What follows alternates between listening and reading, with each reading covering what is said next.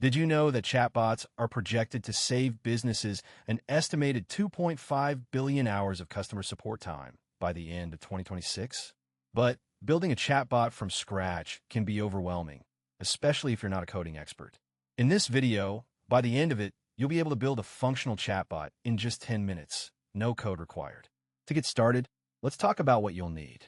You'll need a device with an internet connection, a web browser, and a free account on the Chatbot platform.